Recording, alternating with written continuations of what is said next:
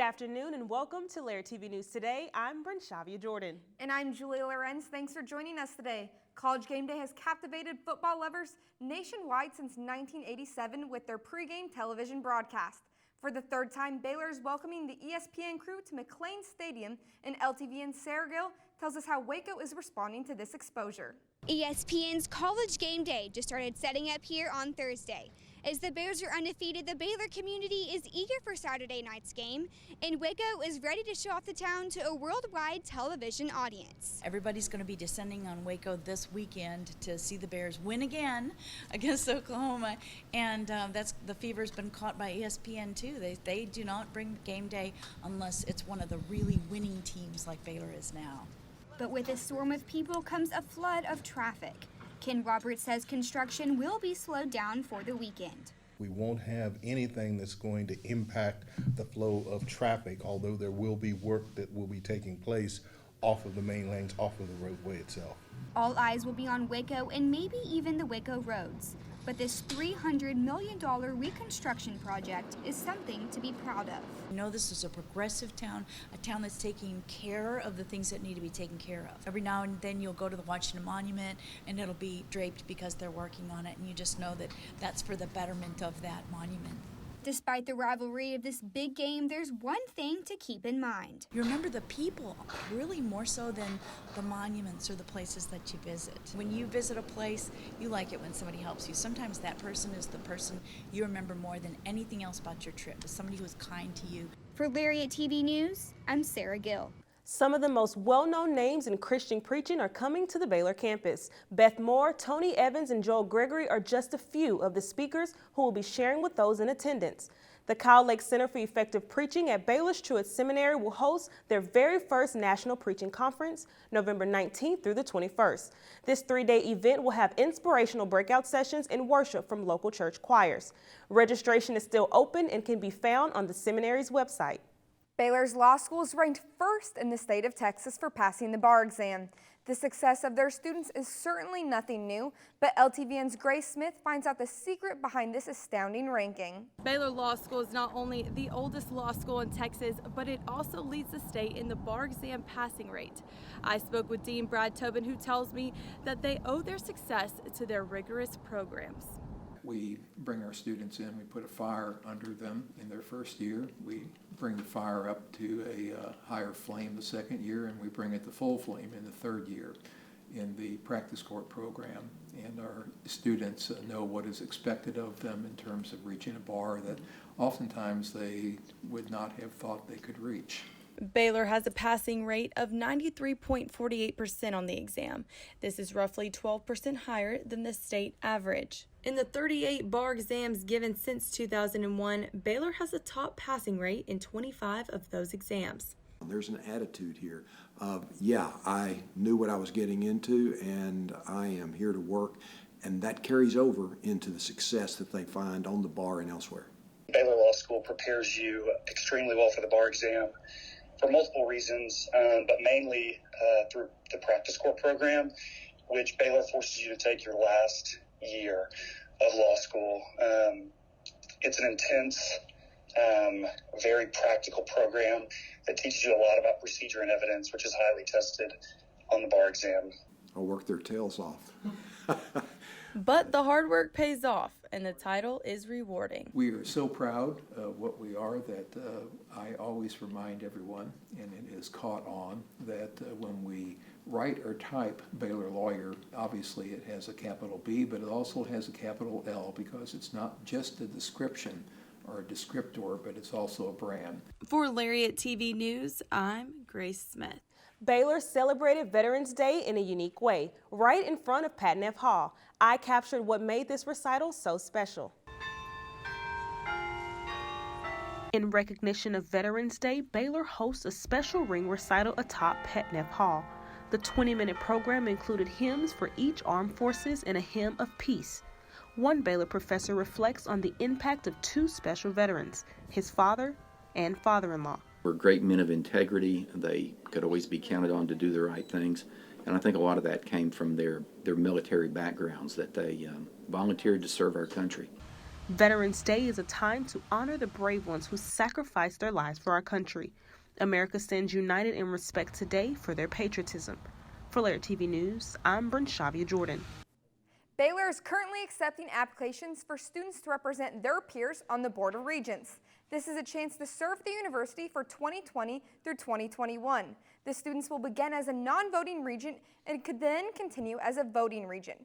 There will be 2 upcoming informational sessions, one on November 21st and another on December 3rd. If this is an opportunity that interests you, visit baylor.edu/student government.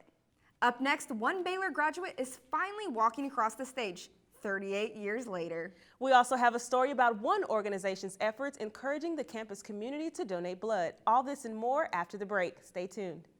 The best and brightest are drawn to Baylor, where those from many backgrounds with many talents shine together before casting their light outward to illuminate the world. Through transformational learning opportunities that are grounded in Christian faith and service, and research that impacts lives and communities. Baylor University, a place where lights shine bright. It's almost that time of year when some seniors grab that diploma, throw their cap in the air, and can officially call themselves Baylor alumni. But one graduate is living this exciting moment 38 years after graduating. LTVN's Igor Stepchinsky shows us a heartwarming story of a Baylor grad's excitement over being given a second chance. Graduation is an exciting achievement for any Baylor student, but biochemistry major John Crichton's December ceremony will be one of a kind. Why? Because he won't be walking the stage alone. She's a very outgoing person. She's very easy to talk to, very charismatic. She's a very smart lady. John's aunt, Lacey Schneider O'Connor, is a graduate from the class of 1981, but she didn't get the chance to attend her graduation ceremony. Because at the time, they didn't have commencement in December, and I would have had to come back in May. And at the time, it just wasn't economically plausible. We were poor. We were right out of college. We were, eating ramen noodles as grown-ups. Being a proud member of the first Zeta Tau Alpha sorority pledge class, she has regretted the decision ever since. I didn't love the decision when I made it, and over time, I loved it less and less. But thanks to Baylor's dedication to alumni, she gets to walk the stage in December, 38 years later, with her beloved nephew by her side. Better late than never. Unbelievable. I'm so happy that she's able to walk with me at graduation, especially after all these years. She wasn't able to have this experience. And I started crying when I was reading these emails at dinner, because, it was kind of an emotional thing to have waited this long. And the comment was from my daughter I was like, I just can't believe this was this easy. And she looked at me and she's like, Mom, it's Baylor. The graduation ceremony may be in a month, but these two have already begun celebrating. I love you, Aunt Lacey. I'm so happy that you're going to be graduating with me. Put these days in your memory, save them, because when you need them and you pull them back up, you'll be glad you've got them. Because after all, once a Baylor Bear, always a Baylor Bear. For Lariat TV News, I'm Igor Stepchinsky. Students come to Baylor from all over the world, and next week the university is taking part in International Education Week. They are joining colleges nationwide to encourage educational diversity and inclusion. There will be 16 events starting November 18th and ending on November 22nd. International Education Week kicks off with informational tabling in Foster and an international tea and coffee hour. Also included is a student cultural celebration and an event to honor the 30th anniversary of the fall of the Berlin Wall. For a complete list of festivities, head to the Center for Global Engagement's website. Studying and hanging out with friends while drinking coffee is nothing new to college students, but it's not every day that students are encouraged to get their caffeine fix while in the Mayborn complex. Students enjoyed a free drink and learned about the science behind their cup of coffee. The main event was a demonstration by a Common Grounds barista who provided the facts behind his craft and explained exactly what goes into a single cup. One common misconception is that light roast coffee actually has more caffeine than a dark roast cup of coffee. The presentations were both entertaining and informative. According to Carter Blood Care, it only takes 1 pint of blood to save up to 3 lives. Baylor's Multicultural Association of Pre-Health, also known as MAPS, has been partnering with the Carter Blood Drive for years, encouraging students to donate to others in the Waco community. Two students from the MAPS organization share why this can make a difference. People to come donate blood. All the blood stays here locally, so it's helping all the people here in Waco. And it's just a way to give back to our community as part of our mission statement for MAPS. There is a need for blood, all types of blood. You never know when you have to transfuse an elderly patient or an infant, and so having the blood like on hand, ready, already in Waco, not having to wait for it, really does help when it comes to the provision of quality health care.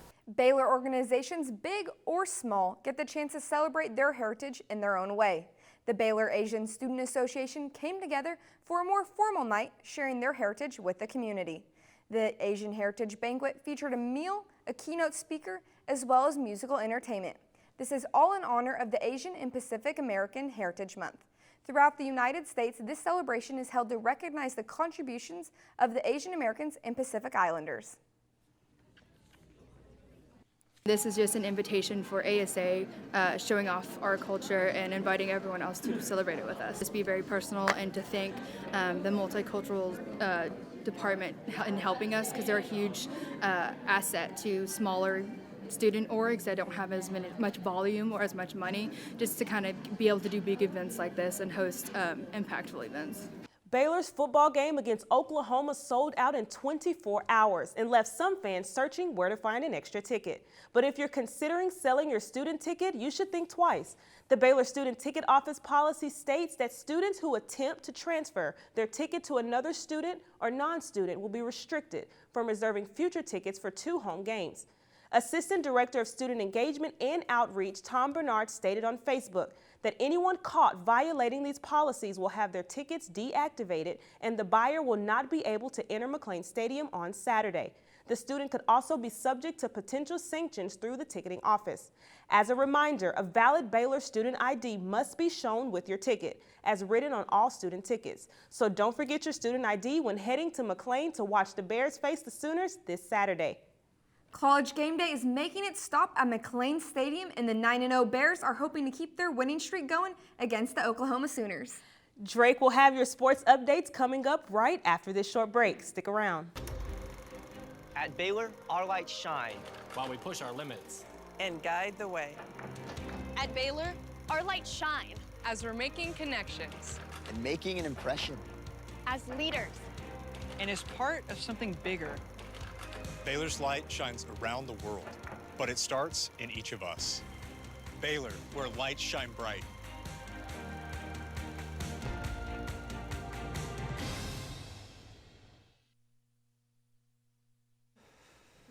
The eyes of the college football world will be on Waco this weekend as 13th ranked Baylor meets 10th ranked OU on the Brazos Saturday night. A win by the Bears would solidify nationwide respect and guarantee a trip to the Big 12 championship game, but this week is by far the toughest contest yet. After grinding out a 29-23 victory in their triple overtime thriller at TCU, the Bears are now looking towards this Saturday's primetime matchup with the 10th ranked Oklahoma Sooners. People talk a lot about, young people these days, they quit as soon as it gets hard. No, they don't. No, just look at our guys, man.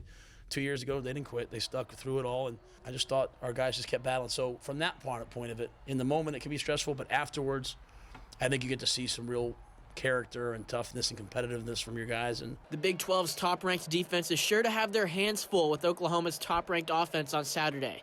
Led by wide receiver CeeDee Lamb and Heisman candidate Jalen Hurts, the Sooners' offense is 5th in the nation in passing and 2nd in scoring. Well, he's an outstanding runner, first and foremost, and he can run both in terms of, keeping plays alive. They're first in the conference in passing. And, they do a lot of play action, and he's able to move around and keep plays extended. He can extend drives. They're outstanding both on offense and defense on third down. A lot of that comes from him. With ESPN's College Game Day setting up shop in Waco for the weekend, Coach Rule and the Bears are hoping to use the national spotlight to their advantage. College Game Day being here, we're excited for that. My hope is obviously always for recruiting, that people all across the country see that game day could have gone anywhere. They chose to come here and they chose to see this great Baylor-Oklahoma game. I hope that for 3 hours, people all across the country can see why they should send their kids here. For Lariat TV News, I'm Nate Smith. No Lauren Cox, no problem for the Lady Bears as they asserted their dominance once again on Thursday night, pummeling the Houston Baptist Huskies 112-42. The win included big nights from Tia Cooper, who finished with 23 points and 10 assists, and Queen Egbo, who turned in 21 points and 6 rebounds. Here's Coach Mulkey on how she'll determine the best way for her team to succeed without Cox, who will miss time nursing a foot injury. Depth. And what I'm trying to figure out is, do I start Queen? Is she better coming off the bench? So you give her a chance to start. What you have, the difference between Queen and DeGrate and Bickle, obviously size, then you got athleticism with one, and then you got a great shooter with the other. So I've got to figure out where they need to be productive for us. The men's basketball team dropped their lone game in the Armed Forces Classic in Alaska last Friday, falling to Washington 67-64. The previously 16th ranked Bears fell to 24th in the latest AP poll, while Washington jolted from unranked to 20th after their win. With a 1-1 overall record, Baylor has found some success behind the arc in both games, averaging 13 threes per game on 48% shooting. The Bears try to recover from their recent loss with a home game at 8 p.m. against Texas State Friday night. All students camping for College Game Day can save their spot in line without penalty to attend the game. The Bear volleyball team began their final stretch of conference play on Wednesday night with a win over the Kansas Jayhawks. LTVN's Nate Smith has all the highlights. The Bears volleyball squad was back in action tonight in the Farrell Center, completing a 3-0 sweep of the Kansas Jayhawks, despite what some of the Bears saw as a less than stellar performance. The whole thing was frustrating. We honestly shouldn't have won that second set. We had a lot of unforced errors that is just uncharacteristic. So I think, yeah, it's just making sure that we're winning the serve and pass game and then executing when we need to execute. In spite of their uncharacteristically sloppy play, there were several Bears who left an imprint on the stat sheet, with Yassiana Presley leading the way with 17 kills, Gia Milano racking up 13 kills, Shelly Stafford turning in 11 kills, and Tara Wolf picking up 4 aces. I think Shelly and Hannah have really done a great job of holding the blockers and getting me really open. So it's been awesome, and I'm finding a lot of court, which is really cool, and yeah, I'm having a lot of fun. The Bears will now turn their attention towards next Wednesday's rematch with the #1 in the nation, Texas Longhorns. The #1 place to be for volleyball in the country, I think, on that day, that night. There's no other bigger matches for it, and you know, I love Texas, they love us. It's here, we're glad we can have it, we can host it, and you know, let's get after it and make this season keep going special. For Lariat TV News, I'm Nate Smith. Fresh off of hosting the Big 12 Championship, in which they placed 7th, the Bear cross country team is making the trip to Fayetteville for the NCAA South Central Regional at the University of Arkansas. Coming into the meet, the women's team is currently ranked 8th in the region, while the men's squad is looking to burst into the rankings with a big performance at the regional. The women will kick off the meet with their 6,000 meter race at 11 a.m., followed by the men's 12,000 meter race that's set to start around noon. And that's all I have for sports today. Thanks for watching Lariat TV News. Watch us on YouTube, BaylorLariat.com, or the Waco City channel. Enjoy your weekend. We'll see you next week. Have a great day, Baylor Nation.